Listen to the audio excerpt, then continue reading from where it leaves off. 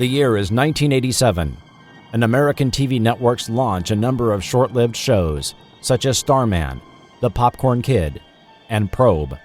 In a fit of midlife nostalgia and an effort to remind the world of shows they have forgotten, lone podcast pilot Chris Cooling steps into the Forgotten TV studio 30 years later.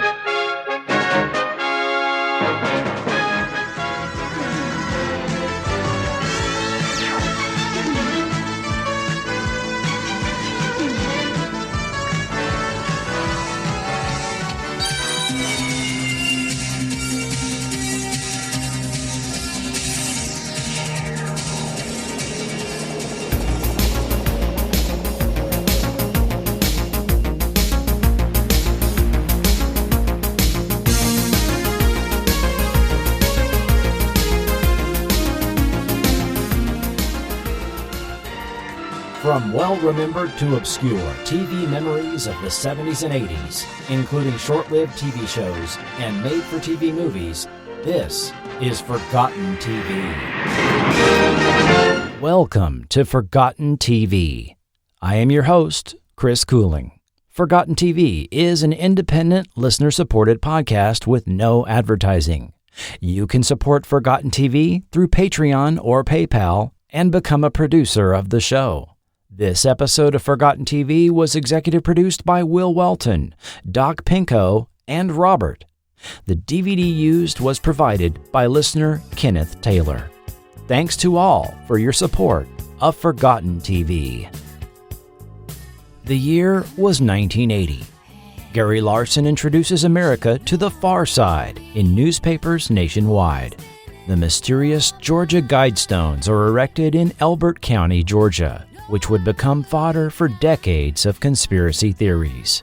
And Mount St. Helens erupts in Washington state, causing the largest landslide ever recorded, moving at an incredible 130 miles per hour. Hot ash was blasted 80,000 feet into the atmosphere, and nearby rivers were turned into walls of hot mud, destroying some 200 homes, 47 bridges, and 230 square miles of forest. 57 people were killed, and some $3 billion in damage to the area was caused. Films in wide release early in the year included the long-awaited Star Trek the Motion Picture. Disney took us to The Black Hole. Bob Fosse gave us All That Jazz, and John Ritter was the hero at large. In the world of TV, networks were still reeling from the industry shakeup when programming executive Fred Silverman jumped ship from ABC to NBC in 1978, resulting in a primetime battlefield littered with the remains of an unprecedented number of failed series. When mid-season came around at the dawn of 1979, 36 new series were debuted across the three networks. Among these were spin-offs Hello Larry and The Ropers. Networks were swimming in the wake of Animal House with Delta House, Brothers and Sisters, and Co-Ed Fever. And this was the season for short-lived flops that were on briefly but quickly fizzled out, such as Time Express, Cliffhangers, and Supertrain, all considered on other episodes of Forgotten TV. Only a very few stuck around for any length of time. The only examples I found were The Dukes of Hazzard for CBS, and BJ and the Bear and Real People at NBC. By the time of the 1979 fall season, things were not settling down much, with the networks introducing a total of 56 new shows, down only 3 from the previous TV season.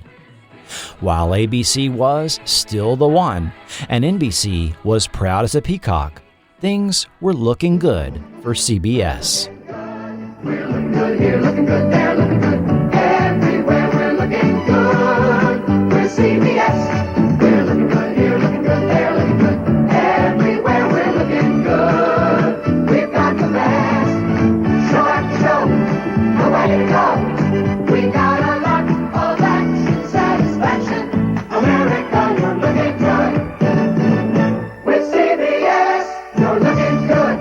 Tiffany Network would hold 8 of the top 10 shows for that season, thanks in part to their new blockbuster Sunday night programming block, starting off with 60 Minutes, followed by Archie Bunker's Place, One Day at a Time, Alice, The Jeffersons, and Trapper John, M.D. CBS would dominate Sunday night with variations on this lineup for several years until the mid-'80s. Their Friday night program block was also strong, with The Incredible Hulk, The Dukes of Hazzard, and ratings powerhouse Dallas capping off the primetime evening. Other nights were a little more problematic, programming around movies on Tuesday and Wednesday nights, and aging but successful hits MASH, Hawaii Five-0, and The Waltons. At midseason, the network introduced a dozen new shows to replace 7 of their fall failures. Several of these series had very short 5 to 6 episode test runs, with the show given the boot, if not an immediate success. These included The Contender with Mark Singer in his first leading role, Hagen, a legal drama with Chad Everett in the title role, Phil and Mickey, a Cold War sitcom, Flo with Polly Holliday, which was renewed for a second season, and the show that was the briefest flash in the pan on the CBS mid-season schedule, Beyond Westworld. Premiering Wednesday, Beyond Westworld. The question, how do you kill a man who may be a machine? A scientific genius has built human-like robots programmed to endanger the world.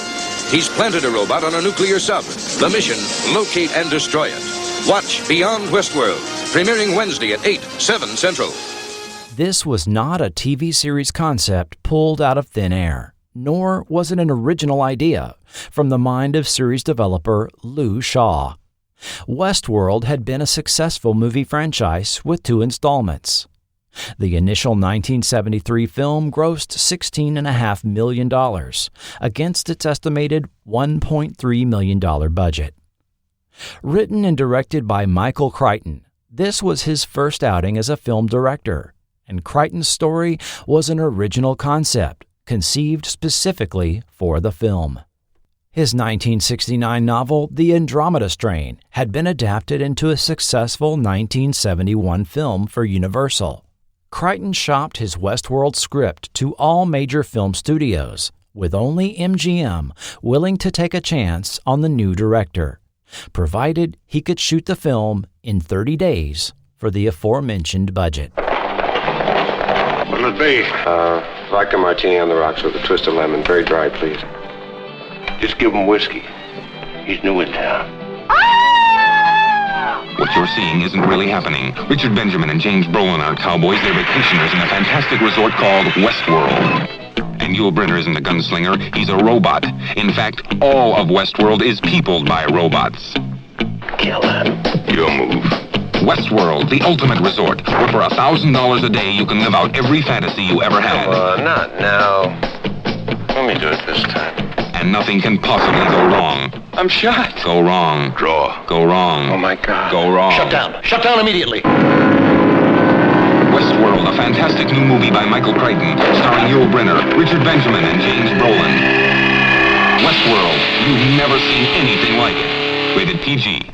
Westworld took place in the near future of 1983, when a corporation named Delos opened a high-tech adult amusement park, populated with lifelike androids, mostly indistinguishable from humans. For $1,000 a day, guests could visit any of 3 themed worlds. Western World, featuring a romanticized, largely mythologized, stereotypical American Old West. Medieval World, a presentation of Middle Ages Europe.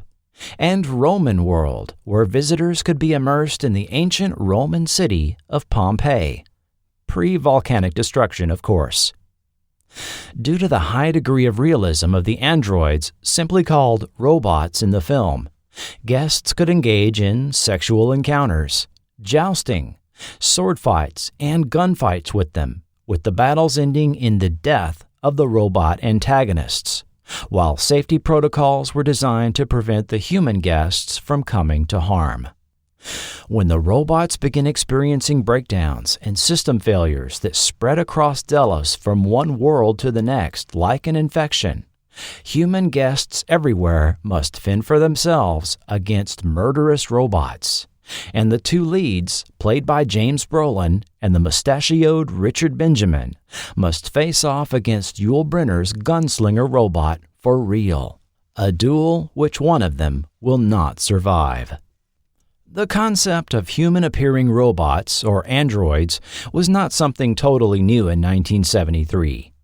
In Forgotten TV episode 31, I considered the history of robots in speculative fiction.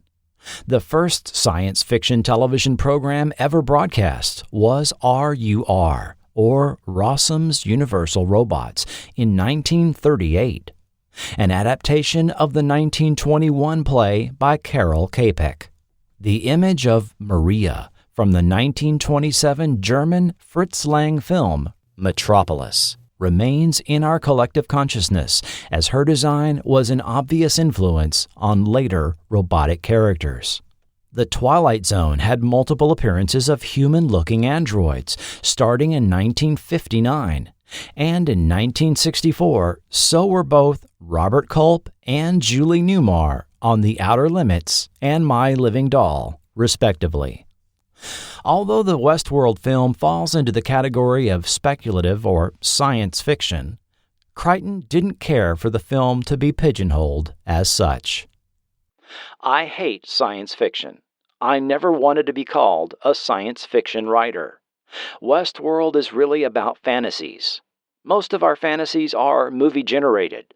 When I was growing up, I didn't want to be a character out of Hemingway. I wanted to be Cary Grant. Westworld is about people living out their fantasies generated by seeing Western movies. Appropriately, in Westworld, the appearance of the gunslinger was based on Yul Brynner's character from 1960's The Magnificent Seven, as the costumes were nearly identical, with the exception of the $2,000 contact lenses, which gave his eyes an inhuman, silvery appearance. Brynner's depiction of the gunslinger influenced legendary characters in later films. In the DVD commentary for 1978's Halloween, director John Carpenter took the concept of a relentless, indestructible killer, including Gunslinger's distinctive walk, and applied it to Michael Myers. And Arnold Schwarzenegger has reportedly cited Yul Brynner's performance as his influence for his characterization of the Terminator. On the technical side, Westworld was the first film to use digital image processing, where film footage was pixelated with raster graphics to depict the point of view of the gunslinger robot.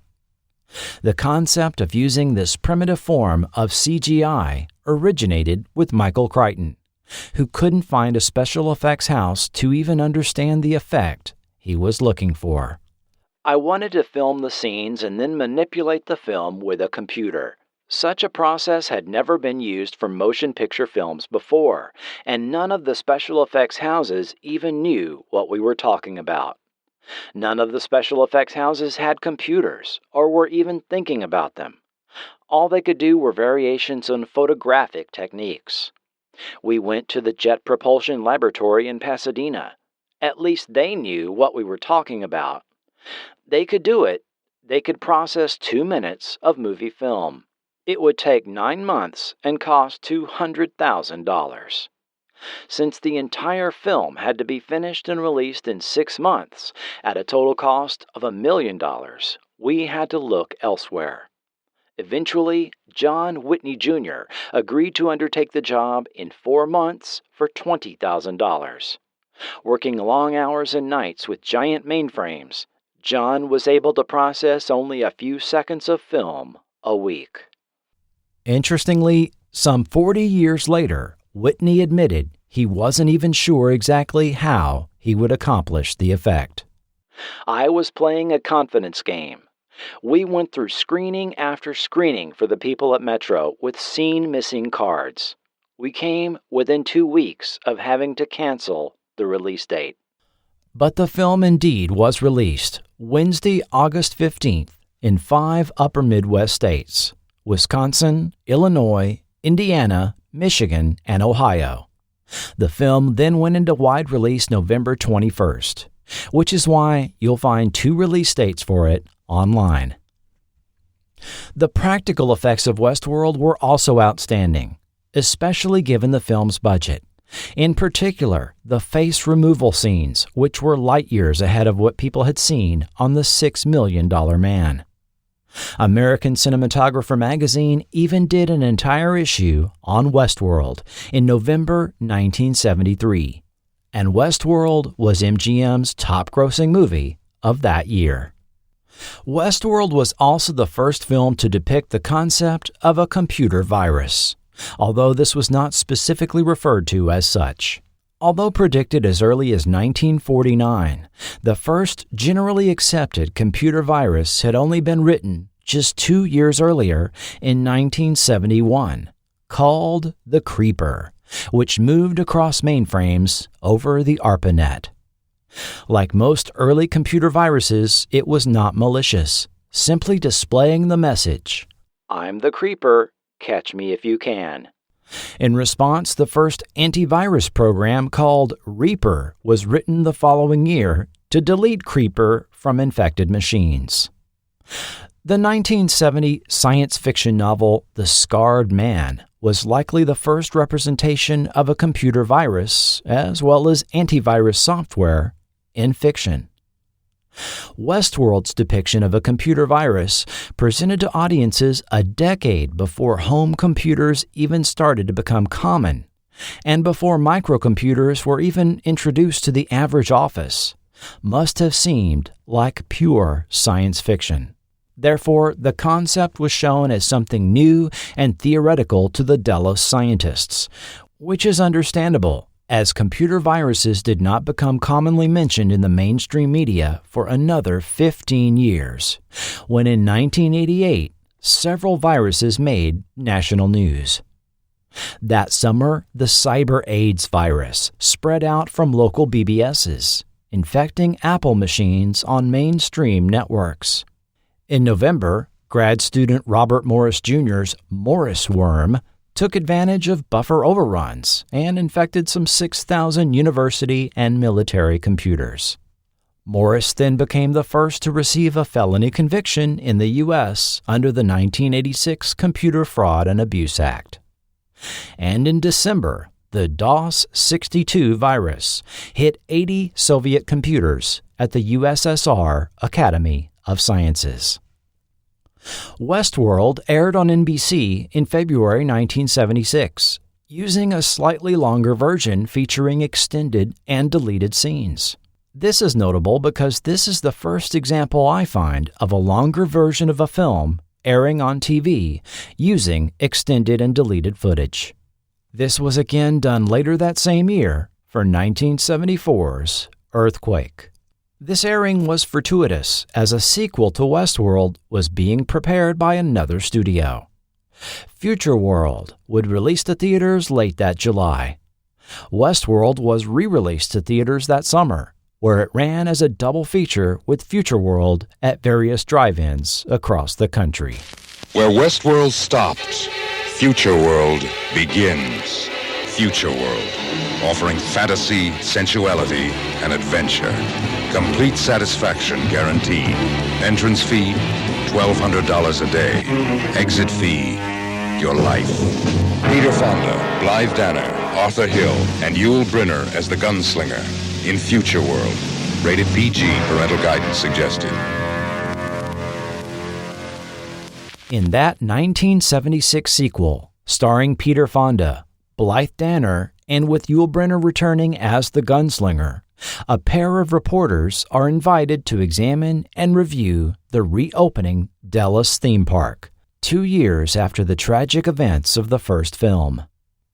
Delos now offered 4 themed worlds, adding Spa World and Future World to its lineup. The reporters are given a tour and assured all the old problems resulting in the death of 50 guests and 95 staff have been resolved. You see, the control center is now staffed by robots instead of humans. Nothing can go wrong. However, The reporters stumble upon a scheme to replace world leaders and prominent citizens with robot duplicates that are instructed to destroy their human originals and work for the continued good of the Delos Corporation. With the help of a friendly technician, they are able to temporarily escape, but discover to their horror their own robotic duplicates that intend to replace them, which leads to fights between two on-screen Peter Fondas and Blythe Danners. At the conclusion, the real reporters trick an official into thinking they are the duplicates and leave Delos intent on exposing the plot to the world. This sequel film was produced by American International Pictures, not MGM, as part of a turnaround deal when MGM chose not to produce an additional science fiction film that year, focusing instead on Logan's Run. With Michael Crichton not interested, Westworld producer Paul Lazarus III developed the story with writers Mayo Simon and George Schneck and sought financing from AIP. Facing a more competitive summer than the first film did 3 years earlier, with films such as The Omen, The Outlaw Josie Wales, and even Logan's Run in theaters, the film only did $4.2 million against its $2.5 million budget. The depiction of the heroes of the film being reporters that expose the truth, as well as the film's conspiratorial tone, definitely dates it to the post-Watergate 1970s. Future World was not nearly as groundbreaking as the first film and was largely a retread of ideas by 1976. After all, 10 years earlier, Kirk had experienced a robotic duplicate being made of him in the Star Trek episode, What Are Little Girls Made Of? 1972 had already given us the Stepford Wives, perfect-looking, obedient robotic replicas dedicated to domestic servitude. And the $6 Million Man had depicted robotic replacements for Oscar Goldman and an Army major, not to mention the fembots that would come along that fall on The Bionic Woman shortly after Future World's release, something that would be referenced in pop culture decades later. Bring in the fembots!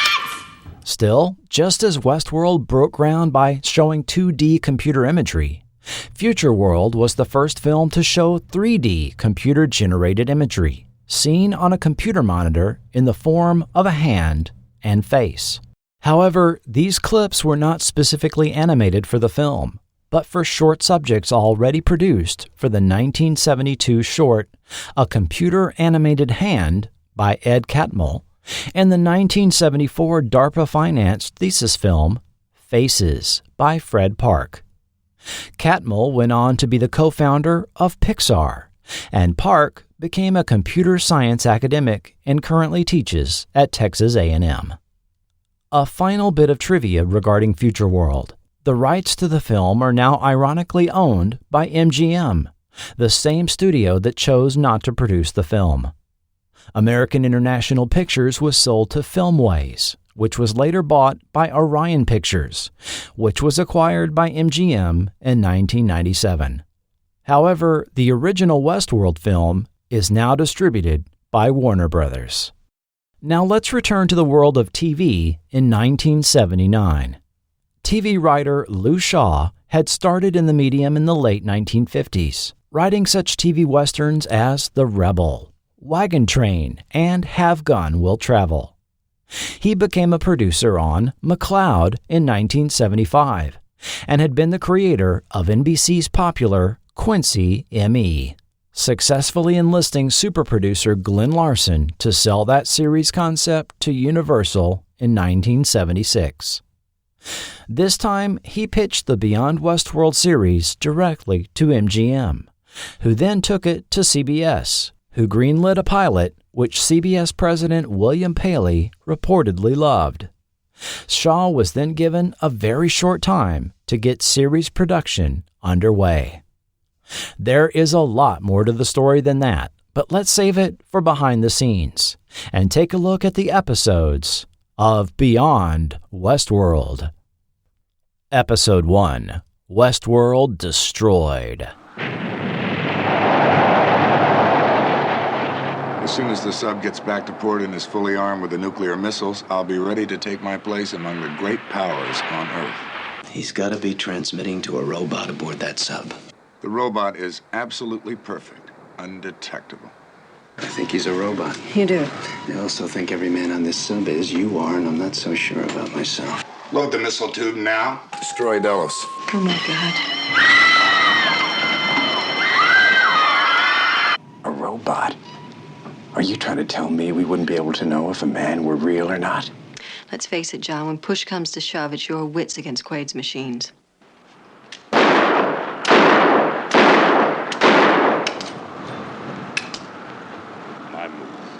The pilot begins with the announcement that Westworld has been destroyed as Delos Security Chief John Moore arrives by helicopter. Chief Technician Laura Garvey briefs Moore on the events of the robotic and technical malfunctions Delos experienced at the Westworld attraction. Westworld shut down each night at 2 a.m. The robots were left where they were deactivated. At dawn, the computer room went back into operation. Westworld will activate in 30 seconds. That day started like any other, with all the usual procedures. 20 seconds. Those were some of the most highly trained experts in the world. What do you mean, were? The computer control room was destroyed. So you couldn't turn the robots off? No. They can go on their own power on a stored charge for up to 12 hours. Suddenly, they just stopped following our instructions. Or started following someone else's.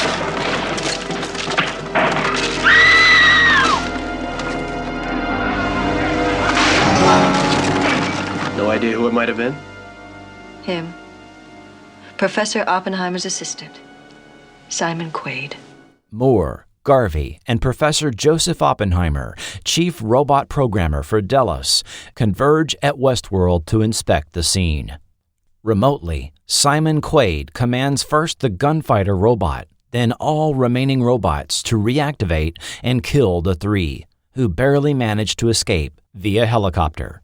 We find out the malfunctions experienced by Westworld were really sabotage by Simon Quaid, assistant to Professor Oppenheimer. Quaid is a self-centered extremist. He hated me when I agreed to use the robots for the Westworld Entertainment Complex. So Quaid destroyed Westworld out of vengeance. No question about it. And he won't stop there. He wants it all. He's got one hell of a good chance of getting it with those robots. I don't envy you, John. You've been trained to handle human criminals, real people, run down a fingerprint, check out a psychological background, follow past patterns. But what do you do with robots? I'm afraid all of your experience goes out the window. It's a different kind of criminal. Well, we're not exactly helpless. I've contacted Washington. They want us to keep a low profile, and they'll cooperate to avoid starting a panic. Between the FBI, Interpol, and all the other intelligence agencies, we'll be able to pick up on any bizarre, unusual crime that might involve Quaid and his machines. We are told Quaid has absconded with over 200 robots from Westworld and placed them all over the world in key positions, and that each type of robot has a different weakness that can be exploited. One of the Quaid bots has been placed on board a U.S. nuclear submarine. Moore and Garvey are flown out as VIPs to tour the submarine under secret orders.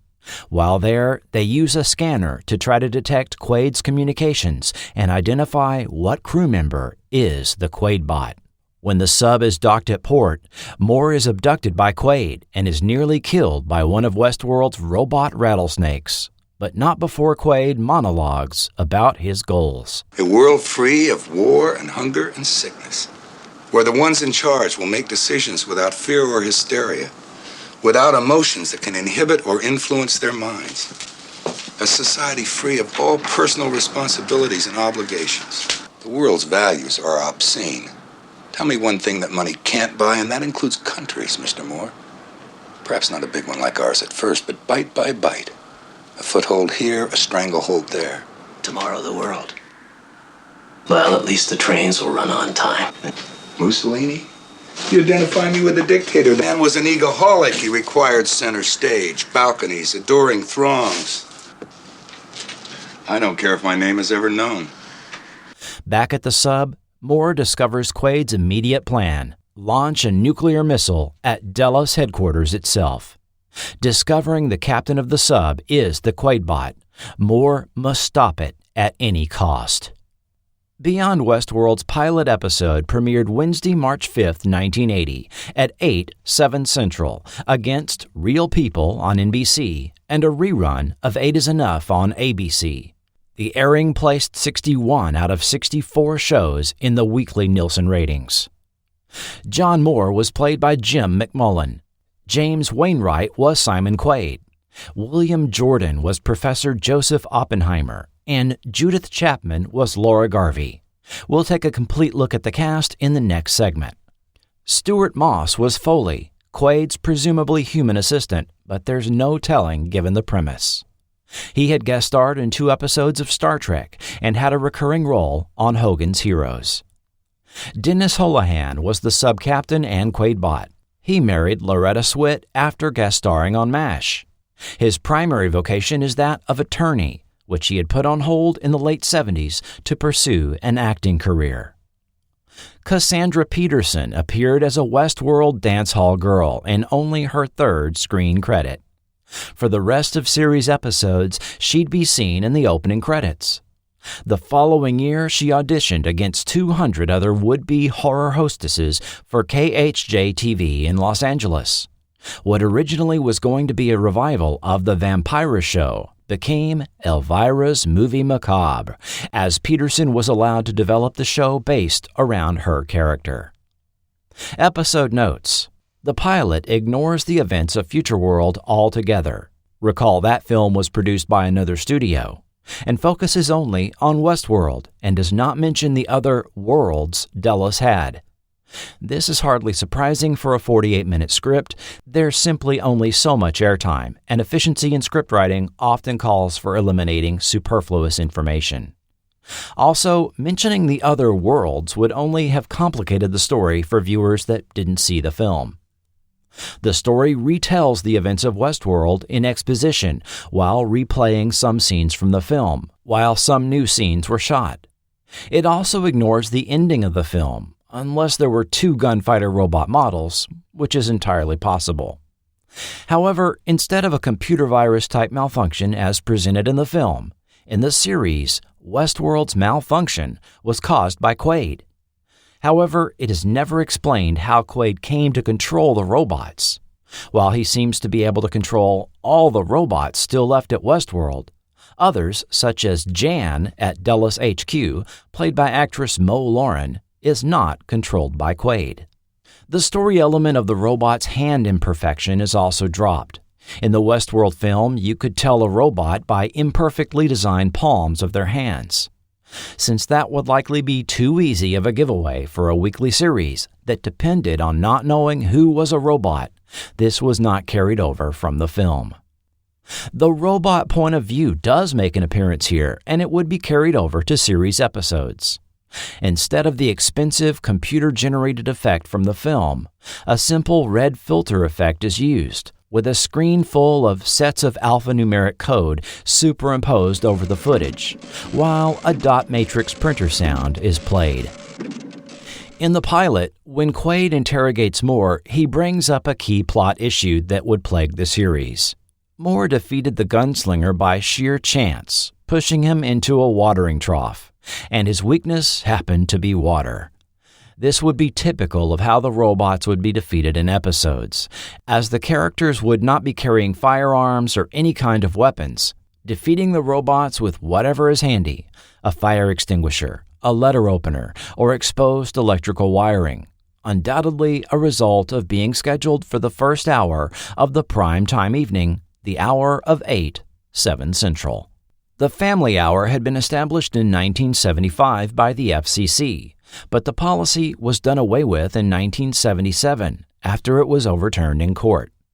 Even so, the well-publicized policy had become a de facto expectation in the minds of many viewers, and networks voluntarily kept airing fairly tame content during this hour. Thus, it was common to have shows that didn't contain overt violence and outright killings depicted on screen. Still, the concept of Moore and partner being sent out to various locations to stop robots that have far superior strength and reflexes bare-handed and with no military backup is preposterous on its face. Also, since Delos has robots not controlled by Quaid, as set forth in the pilot, why doesn't Moore take advantage of this and use them to fight the Quaid bots? Yet, this was the format of the series, as told in the series opening we're about to hear. Episode 2, My Brother's Keeper, aired March 12th, 1980. When you made that deal with Quaid, you may have signed your brother's death warrant. Why would he possibly want to kill me? Have you checked the price of oil lately? You're as beautiful an enemy as you once were a friend. It's hard to believe that a man I knew so well could have changed so much. He's a killer robot. I know how to handle him. You stay right here. What are you programmed to do? Kill John Moore. And we now have a series opening.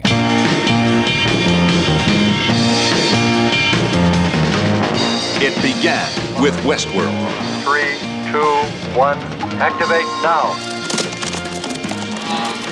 A futuristic playground where people could act out their fantasies with robots so sophisticated it was impossible to tell them from humans. Your move.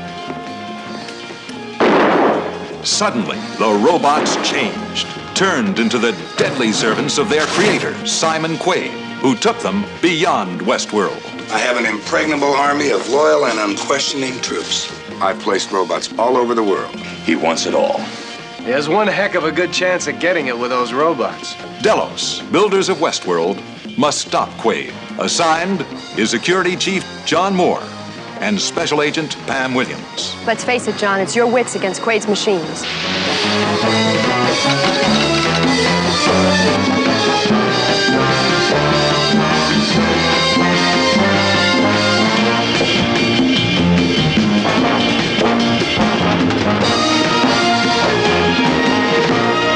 Quaid buys up the gambling debts of the brother of an oil magnate in an effort to take over his brother's company, Stoner Oil. John Moore's investigation leads to a football team owned by Stoner. We are also introduced to the new character of Pamela Williams, federal special agent and former protege of Simon Quaid and love interest of John Moore. Together, John and Pam must find what football player is secretly a Quaid bot. But this is complicated when Pam herself is replaced by a Quaid bot. Guest stars Christopher Connie as Nick Stoner, owner of Stoner Oil. He had the lead role in the brief series Paper Moon in 1974, taking over the role Ryan O'Neal played in the 1973 film. Jeff Cooper as Dean Stoner, the gambler in debt to Quaid. He's probably best known for his role of Dr. Elby on Dallas. Denny Miller was Earl, quarterback on the team and Quaidbot. He had a 40-year career in TV and film, including appearing as Tarzan the Ape Man in 1959. Real-world football players Delvin Williams and Anthony A.D. Davis also appeared.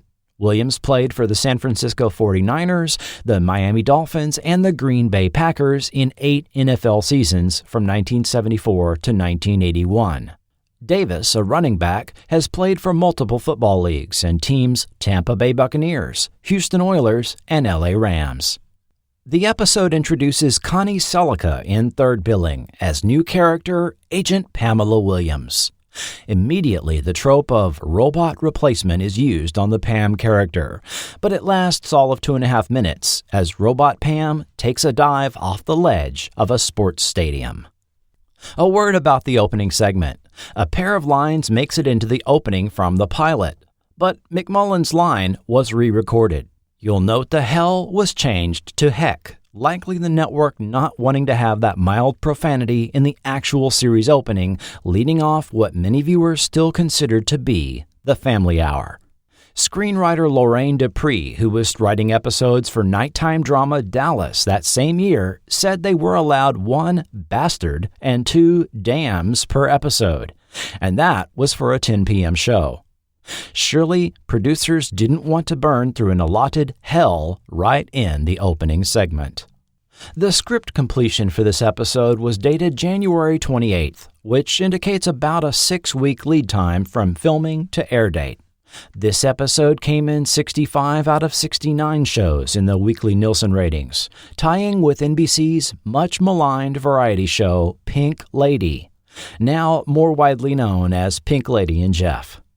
Incredibly, after only 2 airings, CBS decided to cancel Beyond Westworld, with this announcement hitting the press Monday morning, shocking executive producer Lou Shaw. I was stunned by the rapidness of it. They apparently want instant gratification or nothing. Episode 3, Sound of Terror, airing March 19th, 1980. We've been hit. 2 canisters. Uranium-235. Gone. The bomb is of the utmost importance. Nothing must stop its delivery.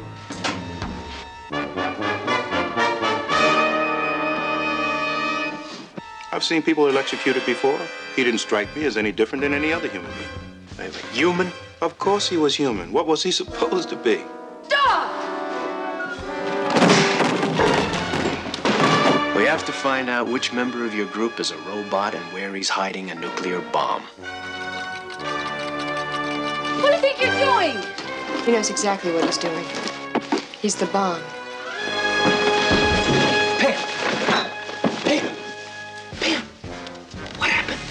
I'm okay. The bomb is built into him.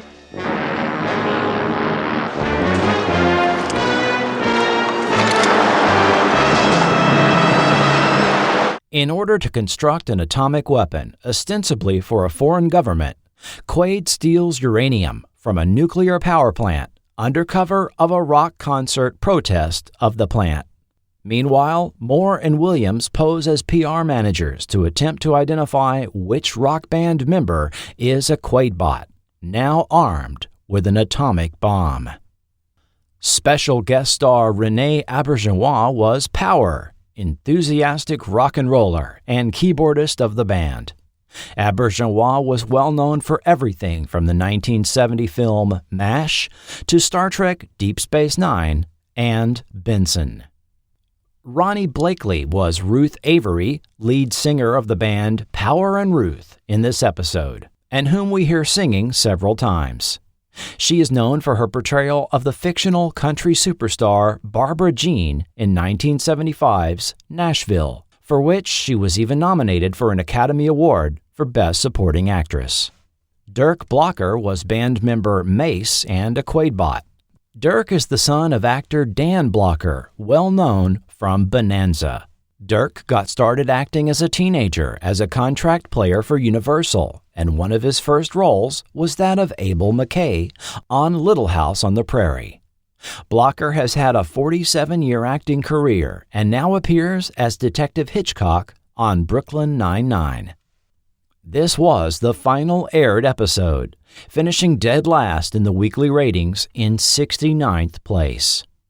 The next several Wednesdays, CBS aired Easter and other special programming in its time slot instead of airing the final 2 produced episodes. In April and May, they scheduled movies in the time slot until the fall of 1980, when they filled it with Dukes of Hazzard spin-off series Enos to compete against Real People and 8 is Enough. We now get into the 2 episodes that never aired on CBS and weren't seen in the U.S. until the early 90s TNT airings. Episode 4, The Lion, unaired in the U.S. until 1992. He's got to be doing 180 at least. What happened to Corey and your father was no accident. What do you mean? This Quaid wants to take over the Lion. He's done all the damage he can to me. I couldn't care less about what Mr. Quaid wants. I think it's time, perhaps, that John Moore and I had a confrontation.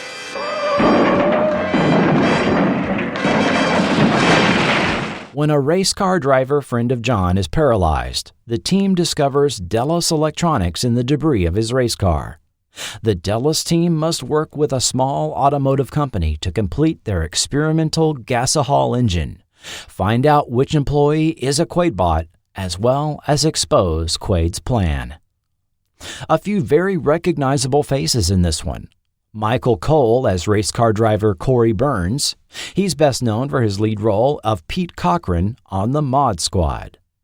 William Bryant was Eric Lyonstar. The journeyman actor had over 230 acting credits prior to his death in 2001, including Laramie, Hondo, Bonanza, Emergency, Switch, and he had the recurring role of Colt Seaver's director on The Fall Guy. Russell Johnson as Patrick, a presumably human henchman of Quaid's. Johnson was well known as the Professor on Gilligan's Island, but also appeared in several westerns and classic sci-fi films such as This Island Earth and It Came from Outer Space. Michael Pataki had a supporting role as a mechanic. He was the irritable Captain Barbera on The Amazing Spider-Man and had regular roles on The Flying Nun, Get Christy Love, as well as Phil and Mickey, another CBS mid-season show that would start airing 9 weeks after this episode would have aired. Special guest star Christine Belford was Diana Lyonstar, daughter of the company owner.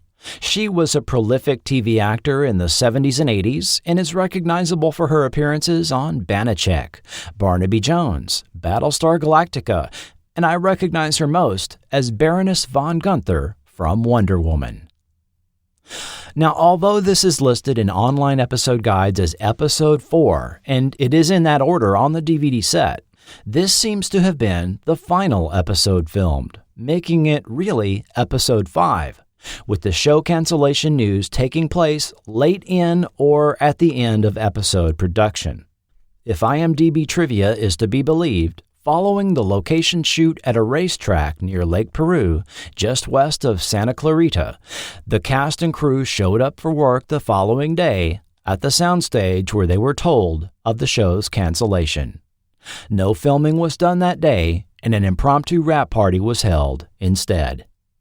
Now, perhaps I didn't notice it before, but the Dulles team have a push-button mobile phone in their car. This was far earlier than they became commonplace, but mobile phones mounted in cars were depicted on TV as early as the late 1950s. And Richard Diamond, private detective, was the first TV character to regularly use one, according to MeTV. And in Oppenheimer's office, a customized version of an actual Westworld movie poster or one-sheet is clearly visible. The version used was an advanced version that had the movie title at the top in a custom typeface derivative of Westminster, that computery-looking font discussed in the last podcast on Search. Later one-sheets used the Westworld logo designed for the film and featured the film rating. This version had Yul Brynner's face separated from his head. Later versions only had the lower part of his face missing, showing exposed circuitry. The credits and ad copy were removed and covered with an orange-brown background. A neat meta moment. You could imagine images like this used in advertising for the Dulles Resort. Episode 5, Takeover. Unaired by CBS. Stop some more. He's in charge of your personal security. Nice to meet you, Governor. If it'll put your mind at ease. 3 pounds of high-strength steel fabric. And if we can control the human emotions, we can make man into the perfect species he should have been. This is Quaid. Place the chip now.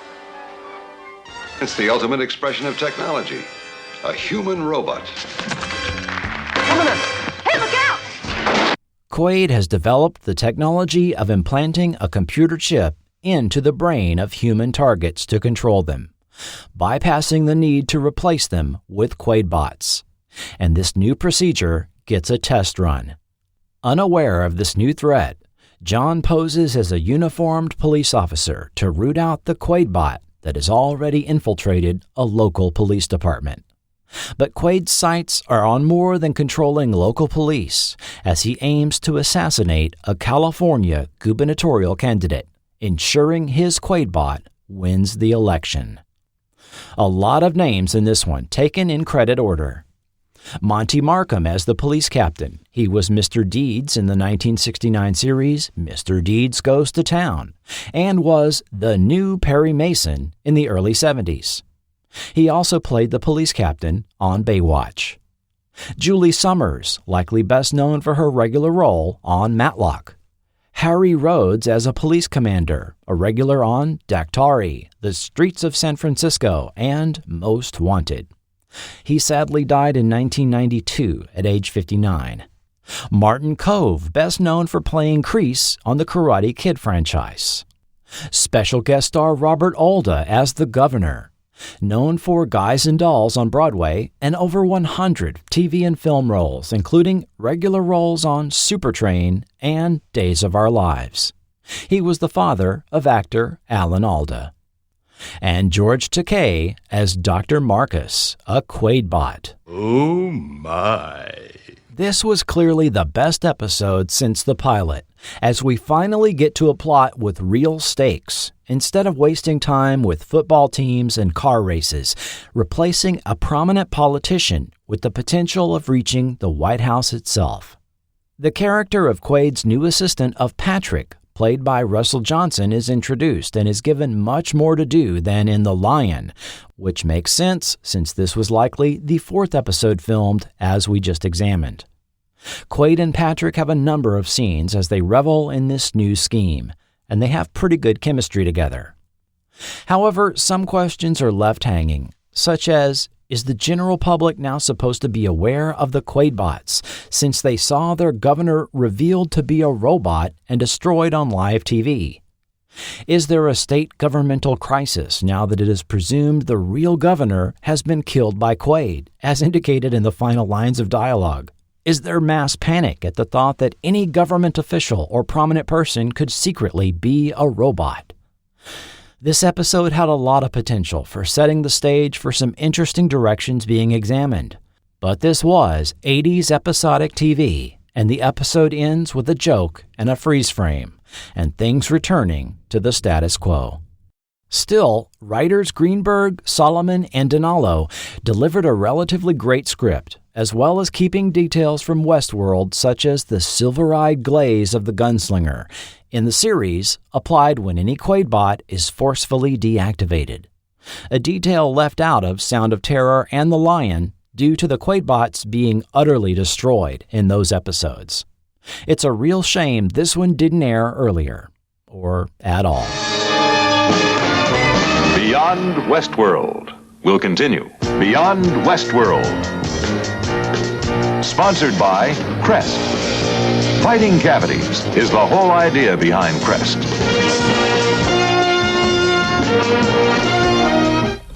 CB.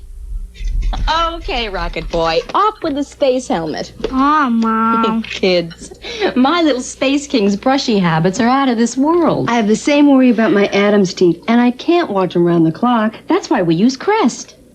Crest gives him long-lasting protection. Long-lasting protection? That's news to me.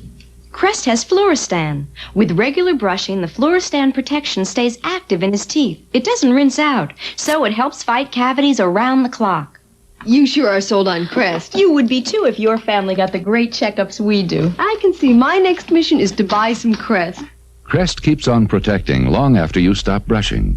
Come on, everybody, to Disneyland's 25th Anniversary Extravaganza starring Danny Kaye, Michael Jackson, the Osmonds, Adam Rich, and Sorrel Book, Annette Funicello, and pirates, cowboys, witches, and fairy princesses. You're invited to Disneyland's 25th Anniversary at the Magic Kingdom, Thursday at 8, 7 Central.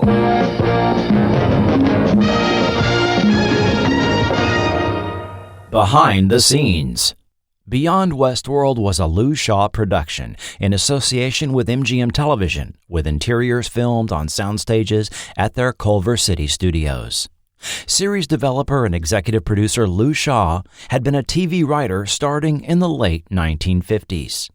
He became the head writer on Get Christy Love in 1974, when that show was handed over to Glenn A. Larson for a mid-season retooling, a show which only lasted to the end of the season. However, after paying his dues as a writer for about 17 years, including writing several episodes of McCloud, another Larson-produced show, Shaw became a producer on Season 6 of McCloud, or a 7-episode stint, working alongside Winrich Colby under supervising producer Ron Satloff. However, when his series concept revolving around the investigations of a medical examiner was sold to Universal and went into production, Shaw and Colby left to work on new show Quincy, M.E. Yes, Shaw had originated the series idea for Quincy, originally a character called Quince. Shaw entered into a 50-50 deal with Glenn Larson, who had a relationship with Universal and got the show sold to them and NBC. It was Larson who renamed the character Quincy, although the nickname Quince was often used by his friends on the show. An early favorite of Shaw's to play Quincy was James Earl Jones. However, it was Jack Klugman who got cast in the title role, and Quincy debuted on NBC initially as a series of 90-minute telefilms, broadcast as part of the rotating NBC Sunday Mystery Movie, alongside Columbo, McLeod, and McMullan, who had by this time dropped the "and wife." After only 4 outings, the show was given its own regular series with a 60-minute time slot and proved to be very popular over its 8 seasons. Following Season 3 of Quincy, Lou Shaw made his Beyond Westworld pitch to MGM and subsequently got CBS interested in a series. Given the word go from CBS authorizing a pilot, Shaw called John Meredith Lucas, a personal friend who he had worked with in 1974, on an episode of Canadian series Dr. Simon Locke, syndicated in the U.S. as Police Surgeon. Shaw had also introduced Lucas to his wife Patricia, whom he had married the prior year. Lucas's name should be familiar to any fan of Star Trek, as he was a producer on the 2nd season and had a hand in writing or directing 7 episodes. Lucas agreed to come on as producer and moved into Louis B. Mayer's original office at MGM at the front of the studio lot. The current MGM executives had moved on to the iconic Thalberg building, seen on screen in a number of film and TV productions. Beyond Westworld would be the last series Lucas produced before largely retiring from the business. Ted Post, who had helmed over 350 hours of television, as well as the films Hang 'em High and Beneath the Planet of the Apes, was conscripted to direct. With a producer and director for the pilot, the production then faced numerous problems from the very beginning. So many, it's a wonder any episodes were ever produced. The first issue was casting. Lucas quickly found issues even finding a casting director for the project, among those he had repeatedly worked with. Once prospects found it was not another Westworld film being cast, but a television pilot. When I called casting directors, they were eager to work with me again until they heard it was a network pilot. Then they passed, asking to be called again if it became a series. I quickly found why pilots were not desirable. In a feature, a star must commit for a limited period of time. In a pilot, he must commit the time it takes to shoot the pilot, wait until the network decides to pick it up and air it, and then be committed for however long the show runs.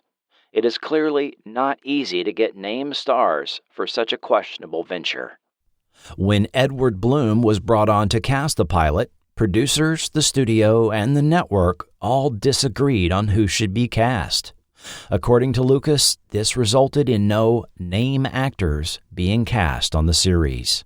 With the casting hurdle to be dealt with, there were then shifting executives at CBS, as well as studio politics taking place at MGM.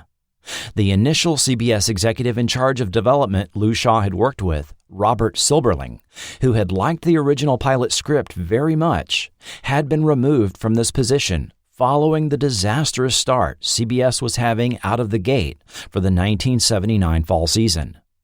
The new development exec didn't like the pilot, and the script had to be rewritten. However, there were financing issues with MGM. Studio president Kirk Kerkorian, who had auctioned off 2 of the studio's backlots, as well as the contents of 7 soundstages of film memorabilia a decade earlier, had now put the whole studio up for sale and was reluctant to spend money on new projects. Although Shaw was able to siphon some financing from MGM's television arm, this may have resulted in the pilot being reduced to a 1-hour runtime. Some sources claim the pilot originally would have been a 2-hour movie, although I was not able to verify that claim from a known source. A copy of the pilot script currently on eBay is 61 pages, not really enough to fill a 2-hour time slot. And I note the episode tag on page 61 was not seen in the pilot, so there may have even been a later revision. In the pilot, producer Lucas was able to cleverly reuse footage from the original Westworld movie with new voiceover exposition, filling runtime and cutting production costs. Noting that the pilot contained submarine scenes, Lucas found footage from another MGM film to reuse.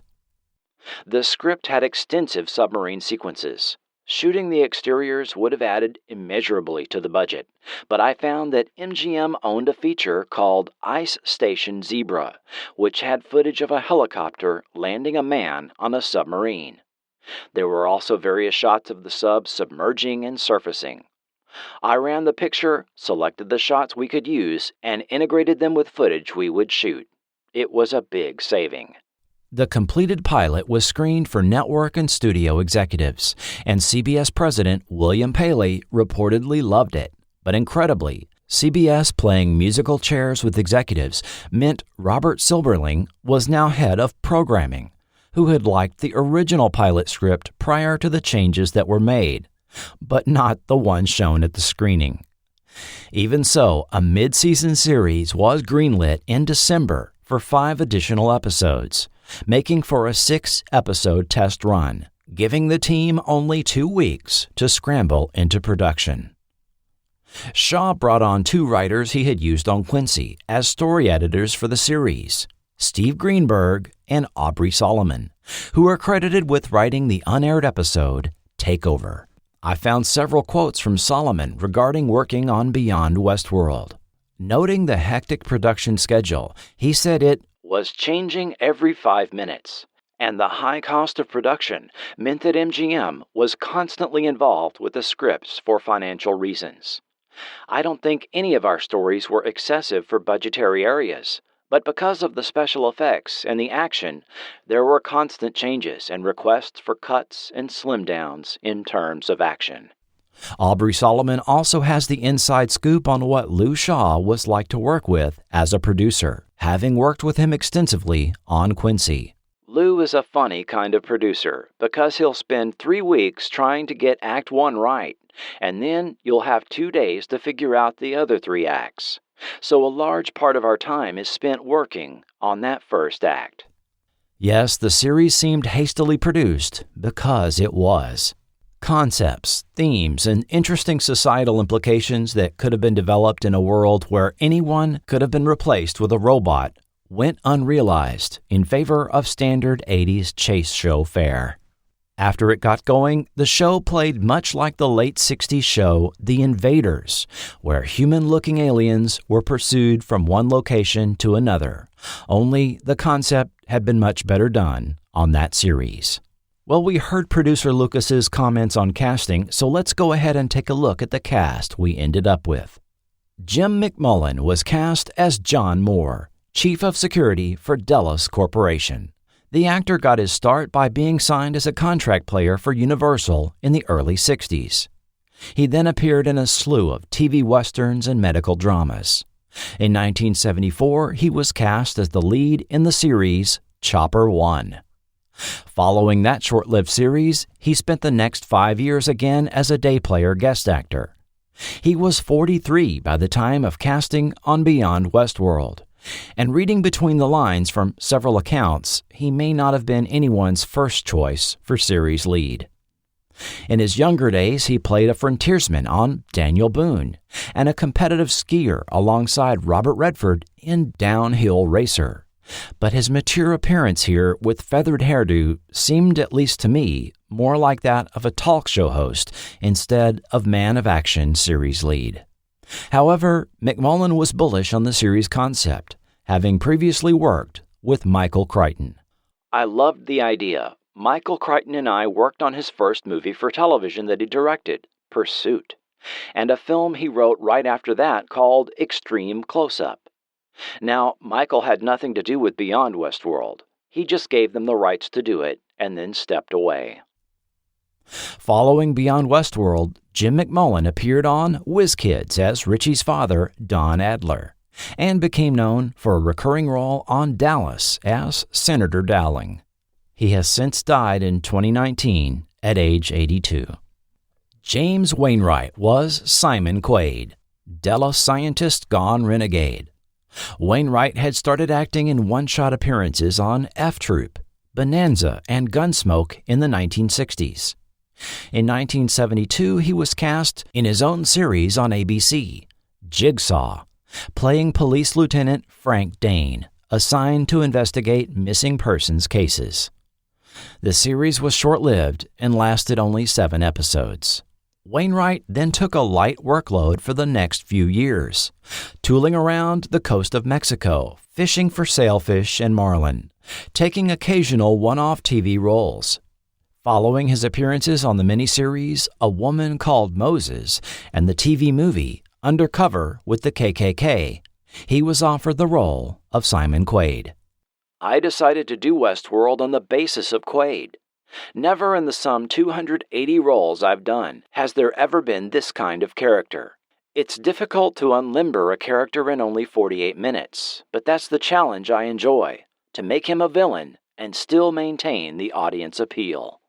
Most interesting are the directions the writers were planning to go with the character. According to Wainwright, Quaid would have been captured in the never-produced final episode of the test run and put on trial for his crimes. The writers say he'll be acquitted, though, so if the show is brought back next season, he'll be allowed more contact with the guest stars instead of hiding out the entire time. But what even Wainwright may not have known regarding his character was revealed by producer John Meredith Lucas in a side comment on the series from his 2004 memoir, 80-Odd Years in Hollywood. The script had elements of sci-fi. The adversary was an android whom nobody realized was not human. Yes, unknown to all the series characters, the cigarette-smoking arch-villain of the series was himself a robot. Since we never saw this story element in 5 episodes, one wonders if it would have been revealed in the unproduced finale, perhaps as part of a cliffhanger ending to draw viewers back for Season 2. What could have been? Following the series, James Wainwright guest acted on about 8 TV series, as well as the 1983 film The Survivors. He has also died far too early in 1999 at age 61. Judith Chapman was Laura Garvey, chief technician for Delos, as seen in the pilot episode. 1980 was a busy year for Chapman, appearing on The Incredible Hulk, BJ and the Bear, Buck Rogers, Family, the TV movie Nick and the Dobermans, The Misadventures of Sheriff Lobo, and yes, as the mysterious Angela on the last episode of the disastrous Galactica 1980. And I judge this mortal to be good. So very good. Chapman since made a name for herself on daytime TV, however, having recurring roles on Ryan's Hope, General Hospital, Days of Our Lives, and according to IMDb, as Gloria Simmons on 855 episodes of The Young and the Restless. For reasons nobody knows for certain, her Beyond Westworld character was dropped after the pilot, and for series episodes was replaced with Connie Selleca as Pamela Williams, special agent from an unnamed federal agency.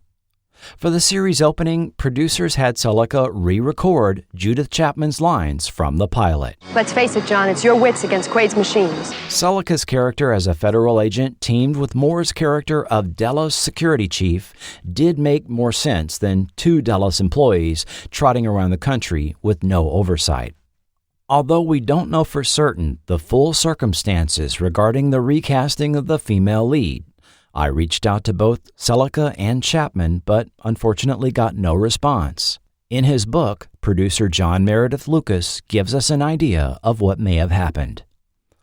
After we had shot for a full week, I got a phone call early Sunday morning from the leading actress. She had just been diagnosed with German measles. I informed Lou and then spent the whole of Sunday on the phone with the assistant director, rescheduling all the scenes we would have to reshoot with whatever new actress we could get. Monday, we frantically recast. Now, Lucas does not specify what actress was replaced with whom, but this sounds an awful lot like Judith Chapman becoming sick and being replaced with Connie Selleca. Selleca doesn't appear until the second act of episode 2, well over 20 minutes into the story, and is suddenly introduced. Whatever the reason, Selleca was a welcome addition to the short series. She had just come off another CBS show, Flying High, which had just been canceled after one season, but didn't feel insulted by the cancellation, as she indicated in a period newspaper interview. I don't take cancellation personally. It doesn't get me down, but it's true that the time slot is going to be tough. The audience needs to get a taste of us. I think they'll like the show, and my character Pam Williams is a beautiful but very intelligent woman with lots of versatility. I think people will like that kind of touch. Beyond Westworld is a spin-off of the movie Westworld, and the robot nemesis will be within each show. We are only doing 5 shows for now, and hopefully will get picked up for the fall. Jim McMullan had very kind words for his co-star. Connie was wonderful. We got along very nicely, and we had fun working together. This show was a big boost for Connie. It was a good opportunity for her to get started. As a matter of fact, Connie and I did a movie of the week called She's Dressed to Kill just after the show. At the time of the series, Selleca was married to Buck Rogers star Gil Gerard. A year after Beyond Westworld, she starred as another Pam, Pam Davidson, the counselor on ABC's The Greatest American Hero, for its 3 seasons. Immediately following that series, she was cast on ABC's Hotel, where she appeared on all 5 seasons. William Jordan was Professor Joseph Oppenheimer, chief robot programmer for Delos. Oppenheimer would usually not go into the field with John and Pam, but would provide remote technical assistance from Delos headquarters. Jordan was in about 60 films and TV shows spanning about 35 years, including series Project UFO and Secrets of Midland Heights.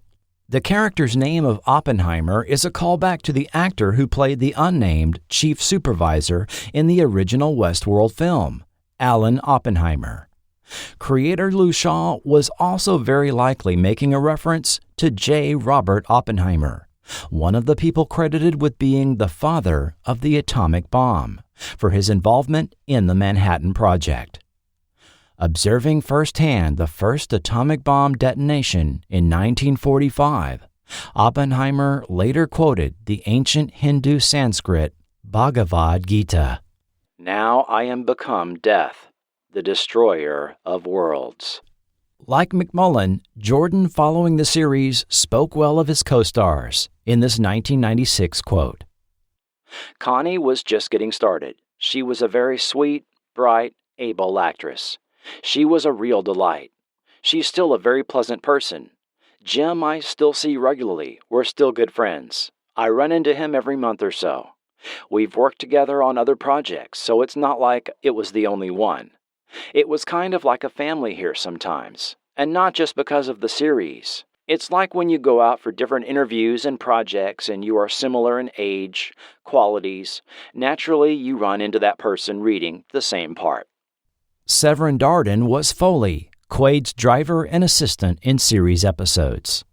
He replaced Stuart Moss as Foley from the pilot.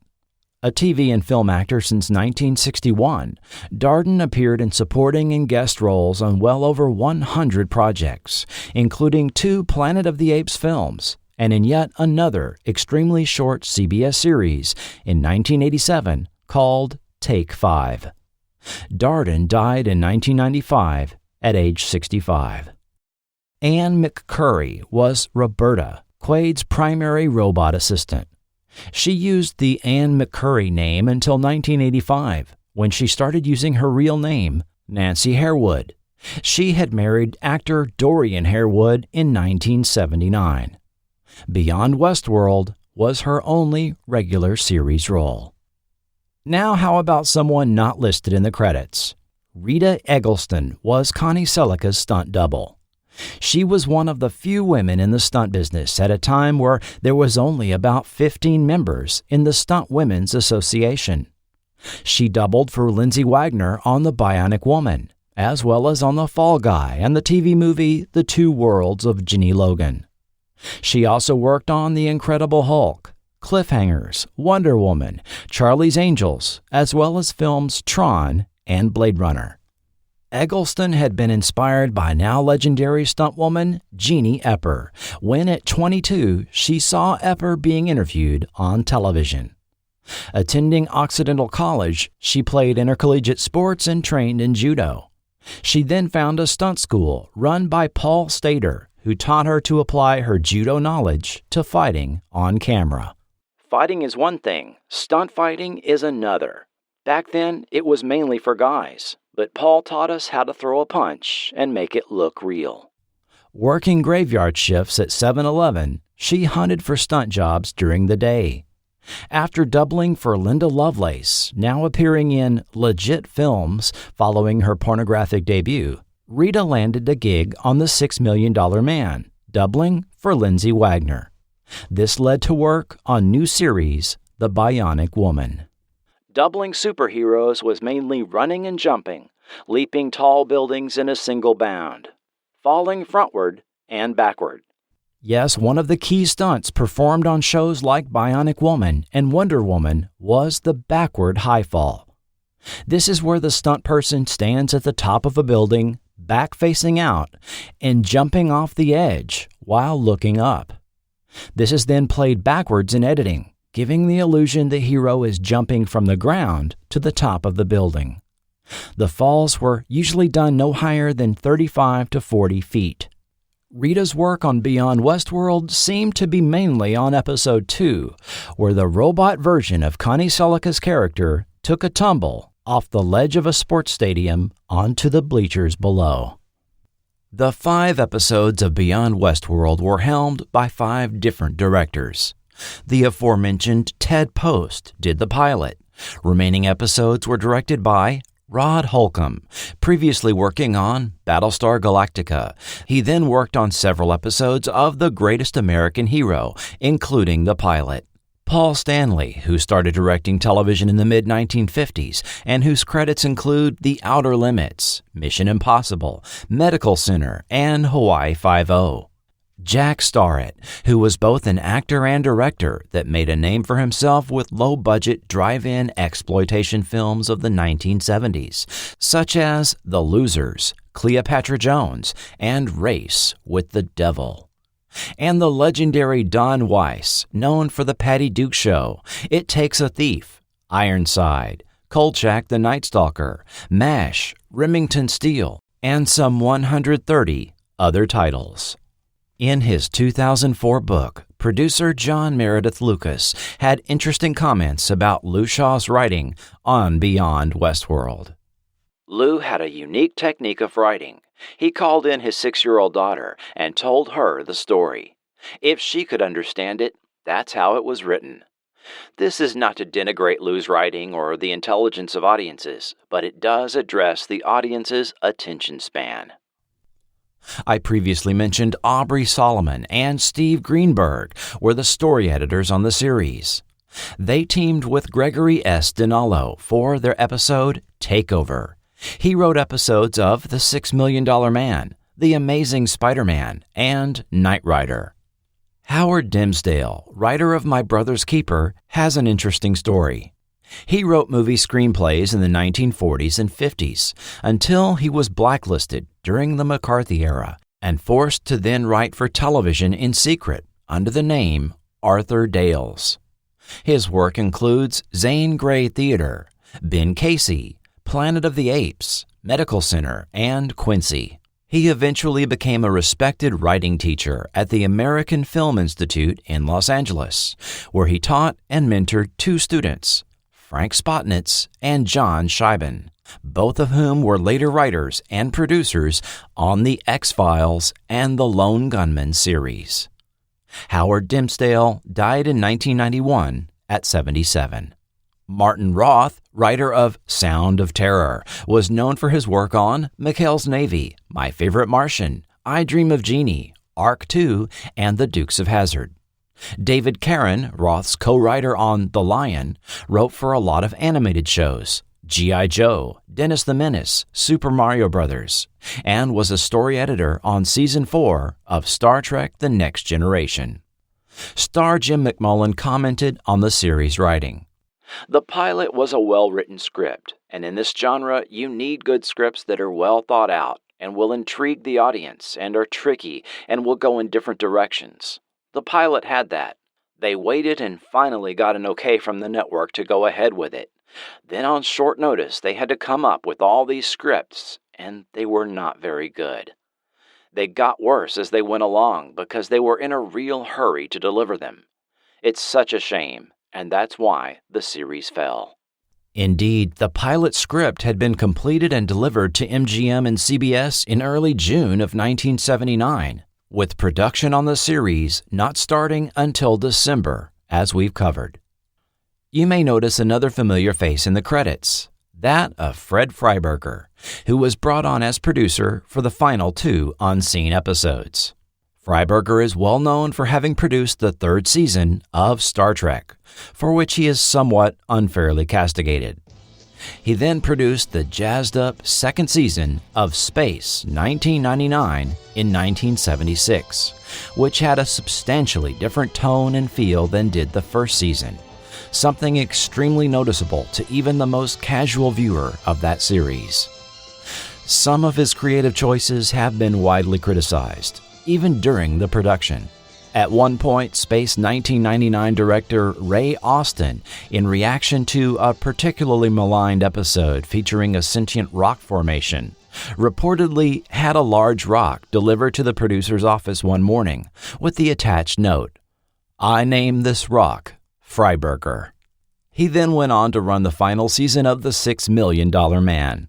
Here, Freiberger wasn't on board long enough to drive any major production changes.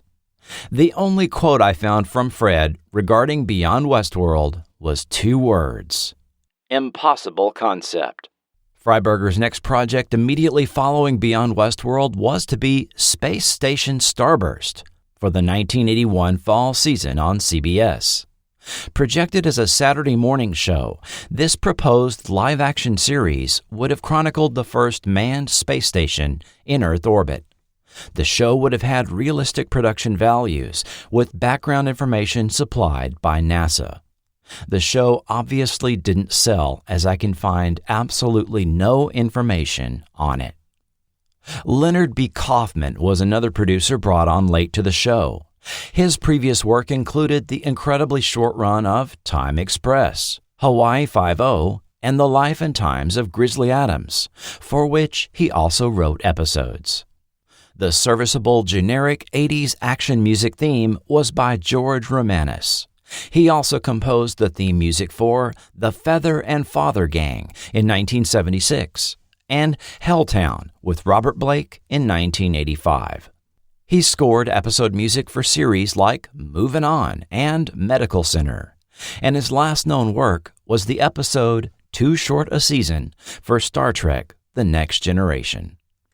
We've discussed Hub Braden quite a bit on this show. He was art director of Beyond Westworld. From Star Trek to Alice to Supertrain to Street Hawk, the production and set designer has worked on many of the shows this audience grew up watching. Undoubtedly, the biggest issue facing Beyond Westworld, other than the production troubles, was its competition.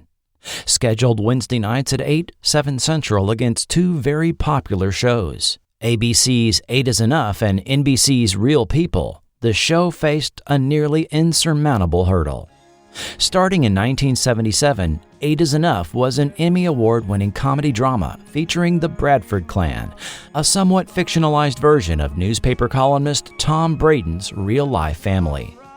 Based on his 1975 book of the same name, the series underwent theme song and cast changes, and it was generally well received by viewers, with seasons 2, 3, and 4 being the most popular, almost but not quite cracking the top 10 shows on TV during the years of 1977 to 1980. The show remained quite popular in syndication throughout the 80s and 90s.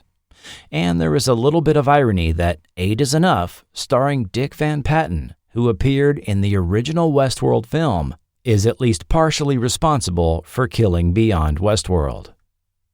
Real People hit NBC in late mid-season 1979 and was an early entry at what reality TV looked like in that era. Featuring hosted pre-filmed segments shown to a live studio audience, shows focused on people with a unique occupation or hobby. It was about as popular as 8 is Enough, near the top of the teens in the top 20 shows from 1979 to 1981. It quickly spawned imitators like That's Incredible at ABC, That's My Line at CBS, and even the 1982 version of Ripley's Believe It or Not had shades of Real People. NBC even attempted 2 spin-off series, but both quickly failed. This reality format fizzled out around 1985. Jim McMullan revealed the superior pilot was why the series was placed in that Wednesday evening time slot. "I thought the pilot was great, and it got fabulous reviews, and that's why they put it on opposite the toughest show on television, 8 is Enough. They refused to move it. The ratings started to drop because they were fighting a show that was well ensconced." However, CBS waiting until the last minute to greenlight series production for subsequent episodes meant a drop in quality in writing and production value, which caused even producer John Meredith Lucas to feel contrite about his involvement with the show, which was the swan song for his TV producing career. "I regret Beyond Westworld. I regret it for Lou's sake. It was a premise that should have worked. I also regret that it was my farewell to network shows, but after that experience, I had had enough. Despite my dismal academic record, I managed to learn one thing: when to quit." Unfortunately, audiences weren't really given the opportunity to judge the show based on its full 6-episode order. The ratings numbers from just 2 airings decided Beyond Westworld's fate, a result of CBS's relentless pursuit of winning the ratings war for the season, which they did, again powered mainly by their Sunday night lineup mentioned earlier, as well as MASH, Dallas, The Dukes of Hazzard, and even new mid-season replacement Flo, which came along after Beyond Westworld ended. But that is another story. Beyond Westworld went forgotten for a dozen years, until TNT began airing episodes in the summer of 1992. The British Sci-Fi Channel aired the series in 2001, and it has aired in Australia, Canada, France, Italy, Netherlands, and Spain. Quite a wide distribution for only a 5-episode series. For decades, there was no official release of the series on home video. Then in 2014, Warner Archive finally released the series on their now-defunct streaming service, as well as their print-on-demand DVD service. It is still in print, and the series is now widely available on several streaming platforms from Amazon, YouTube, and Apple TV. Some thematic story elements originally considered in Westworld would later surface in 1990 in Michael Crichton's novel Jurassic Park, where a Central American island theme park is populated by living dinosaurs brought back by modern genetic biotechnology. Both properties are cynical looks at the arrogance of humans, creating things that cannot be controlled and end up being a danger to humankind. The subsequent mega blockbuster film series inspired by Jurassic Park is still going, with the next planned film, Jurassic World: Dominion, slated for release in 2022. And yes, in 2016, filmmaker and TV creator Jonathan Nolan brought Westworld back to U.S. television as a reinvented series for HBO. This version of Westworld goes far beyond the original simpler story, in a complicated tale much more deeply exploring the mechanics of the Westworld theme park, as well as the dark impulses of human nature. The series takes place in the 2050s, and like the original Westworld film, robot hosts inhabit an American Old West world, living out behavioral loops they repeat daily, interacting with human guests that can engage in every kind of violent or sexual behavior they desire, engaging in ongoing narratives created by operators of the park. After a software update, some hosts become self-aware, realizing what they are as well as the nature of the world they inhabit. According to a Hollywood Reporter article, Warner Brothers had been eyeing a remake of Westworld since the early 1990s, with producer Jerry Weintraub endorsing the idea. Following HBO's success with quality first-run series programming such as The Sopranos and Deadwood, Weintraub convinced the network to authorize a pilot and then brought on Jonathan Nolan and co-writer Lisa Joy. The critically acclaimed and Emmy Award-winning series enjoyed the most-watched first season of any HBO original series. Reportedly, producers have mapped out 5 to 6 seasons of storyline, 3 of which have been released and a 4th has been approved by HBO. And although he died in 2019, 20 years earlier, Jim McMullan had expressed a desire for the series to be revisited. I would love to see them do this again properly. If I had the opportunity, I'd like to try to bring this back again. It was very exciting to me. The concept was simple. A villain who's disgruntled with what they were doing with his androids, pitting them back at society, doing dastardly deeds. That's wonderful. And you have a James Bond character that I played, running around with all his expertise, being a troubleshooter, checking them out. You never knew who the android was. That was the mystery each week. Well, HBO's series is far more complex and adult than a formulaic chase show aimed at an early evening 1980 audience. But Michael Crichton's original Westworld concepts are thoroughly examined, and you wonder what Crichton and McMullan would have thought about the new series. Yes, Lou Shaw's series was rushed and short-lived, a result of CBS's timeframes and scheduling, and not necessarily shortcomings by the writing and production team. If given enough lead time, a fall debut, and a better time slot, perhaps we would have been given a full season of Beyond Westworld. While its competition cranked out several science fiction series over the next few seasons, CBS only attempted one, Otherworld, also a mid-season show airing in January 1985, and also very short-lived. And Lou Shaw? With Quincy wrapping up at the end of the 1982-83 season, he went on to be supervising producer of The Fall Guy for its 3rd season. In 1985, he again worked with Glenn Larson, creating the short-lived series Half Nelson for NBC. His 1986 TV movie, Dalton, Code of Vengeance 2, is a story in itself, where, using a voiceover narration, he cobbled together a 2-hour presentation from 5 unfinished episodes of an attempted series Universal had given up on. This was his last TV effort.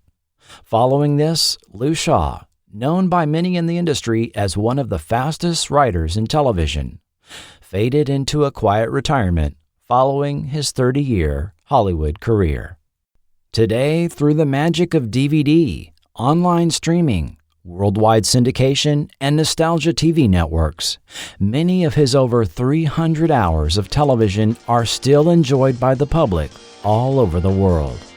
And viewers can again watch a cowboy in the big city chasing criminals on horseback, follow along as a medical examiner solves the weekly murder, or yes, chase Quaid's robots across the country all over again. Next time on Forgotten TV. Ben Richards will live longer than anyone has ever lived. But a transfusion to the wrong man could make him a prisoner for all time. And so he runs from the hunters, the human hounds who would cage him.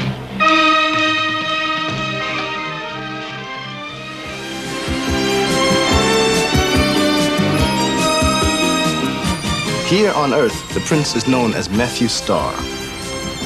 He's a typical American teenager. He has friends, people who love him, and me, his guardian. I'm the only one who knows how special he is. Redhead heading for the big time, looking like a Texas sequin star, making eyes at every tight jeaned cowboy, sassing good old boys around the bar. Close yellow road. There's a world where we don't have to run, and maybe there's a time we'll call our own, living free in harmony and majesty. Take me home, take me home. Podcasts on 1970's The Immortal, 1982's The Powers of Matthew Starr, 1980's Flow, 1977's The Life and Times of Grizzly Adams, and 1984's V, the series. Exciting shows are ahead, so stay tuned to Forgotten TV.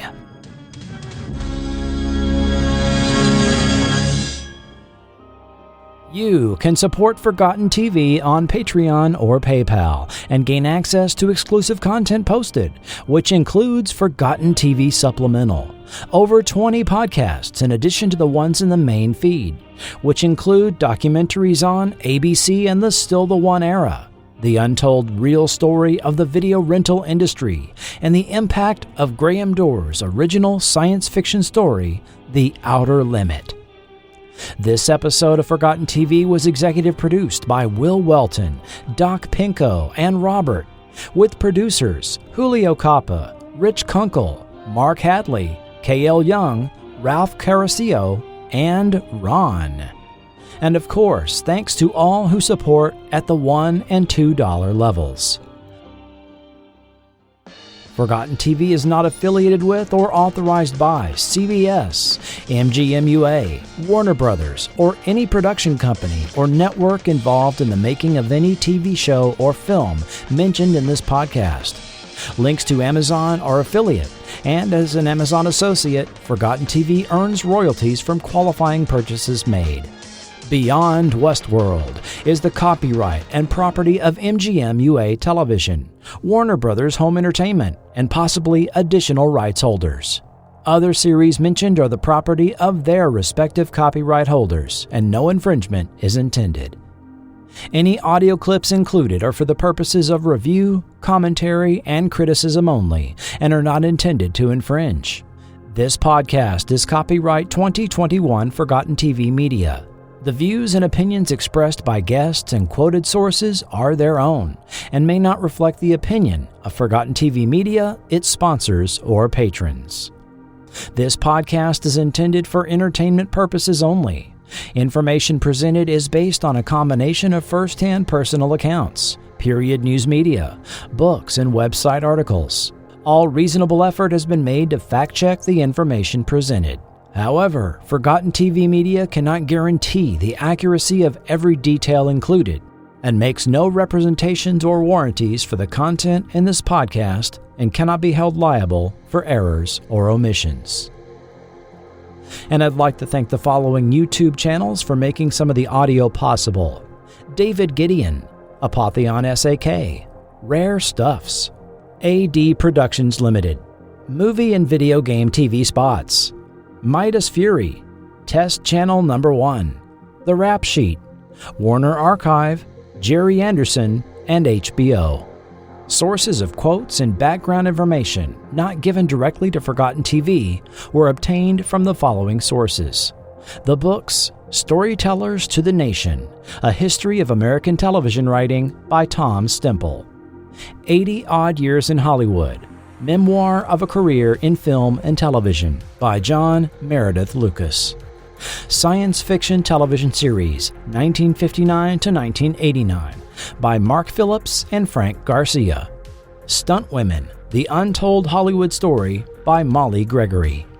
And articles at the websites: Television Obscurities, the Michael Crichton official website, Newspeak, Flashback, Venture, IGN, Starlog Magazine issues 40 and 91, MeTV, the Sci-Fi Freak site, and numerous vintage newspaper articles from newspapers.com. Thank you for listening. Be sure and bookmark forgotten.tv for all content and links to social media. I am your writer, producer, and host, Chris Cooling, and this has been Forgotten TV.